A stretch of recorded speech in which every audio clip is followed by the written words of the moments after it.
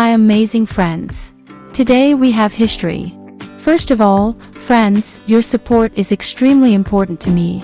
Please click the thumbs up below the video and subscribe if you haven't already. So, today we will talk about Gulfem Khatun. As I found out quite recently, there were at least 2 such women at the court of Suleiman. And not both of them were Suleiman's concubines, and generally at the wrong age, and at the wrong time. But which one of them was the one that gave Shehzade Suleiman a son? And is it true that Gulphem was the last favorite of the Sultan, from whom Shehzade was born to Kanuni? What time was it, and how did Khurem Sultan allow this?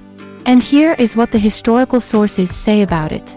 So far, we have been talking about the fact that Gulfem Khatun was Suleiman's concubine back in Manisa, when he was in the status of Shehzade. That a girl bore him a son who died about the age of 9. But the members of the dynasty liked her so much that despite the tradition of exiling former concubines to the old palace, the woman was left in top copy. She lived in the harem of Sultan Suleiman, served his mother and sister, was a close friend of Kanuni, was never invited to halvet again, and after the death of Khurem Sultan became a reliable support for the Sultan and served him until her death. Until recently, many of us thought so.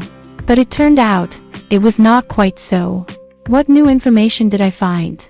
Let's start with the fact that a certain Gulfem Khatun built not 1, but 2 mosques. In any case, we start from these structures.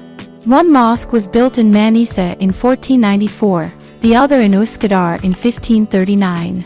This information is available on the official websites of these Turkish cities. The mosques were built with a difference of 45 years, and in order for them to be built by one person, he had to be at least fabulously rich. But besides, if we start from that Gulfem, who was in the harem of Shehzade Suleiman, then she definitely could not build a mosque in Manisa, since at that time she was not even born into the world or was a child. When experts began to investigate these moments of history, they found out that Shehzade Suleiman either did not have such a concubine as Gulfem Khatun, or she was, but after her son died, she was safely sent to the old palace. And in top copy, a completely different Gulfem served the dynasty.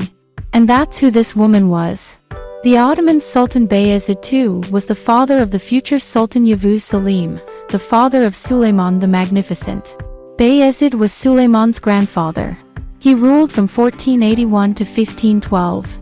If you remember, Bayezid was forced to transfer the throne to Yavuz Selim, as the son attacked his father in order to overthrow his power. Then, on the way to exile, Bayezid was poisoned by Selim's order. This is the most common version. Sultan Bayezid II had 10 wives, one of them was a woman named Gulfem. After the expulsion of Bayezid, Gulfem did not go to Bursa or the old palace, she was sent to serve the mother of Shehzade Suleiman in Manisa. If it is easier to approach this, then Gulfem was the adoptive grandmother of Suleiman. There is an assumption that Gulfem was a relative of Hafsa, because she took her to her after the death of Bayezid. One way or another, a letter dated 1512 was found in the archives of Topkapi.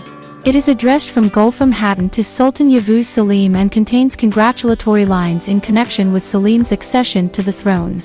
As we understand it, Suleiman's concubine could not even theoretically send such a letter. Gulfem, as the adoptive grandmother of Suleiman and a friend of his mother Hafsa, was highly respected in Suleiman's harem, was quite rich, and it was she who built the mosque in Manisa in 1494. This is acceptable to assume. Why do I like this version? Firstly, it allows you to observe all the traditions regarding why Gulfem stayed in top copy. Secondly, it fits into other real stories. In particular, for example, it answers the question, why did Gulfem have the right to conduct separate correspondence with Suleiman when he was on military campaigns?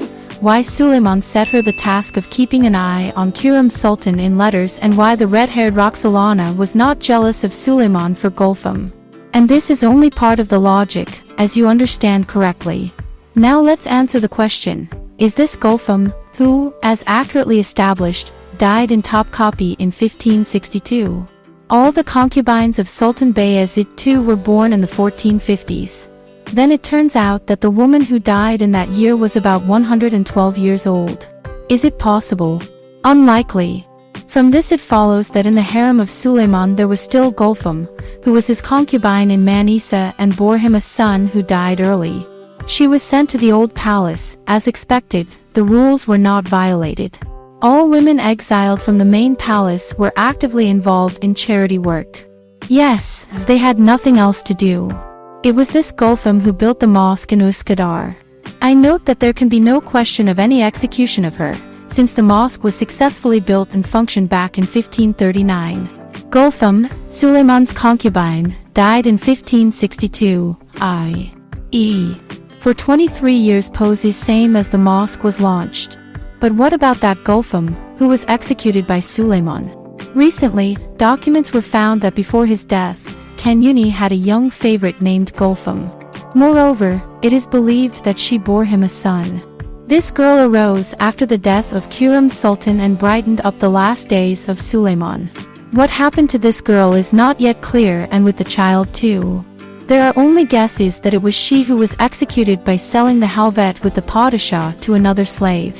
And her son died shortly after birth. But this is all, so far, absolutely nothing confirmed data. I am sure that as other archival documents are examined, more accurate and detailed information about this will appear. If I find out anything, I'll let you know here. Don't forget to subscribe and hit the bell so you don't miss anything. That's it, my friends. What do you think of all this? Share your opinion in the comments.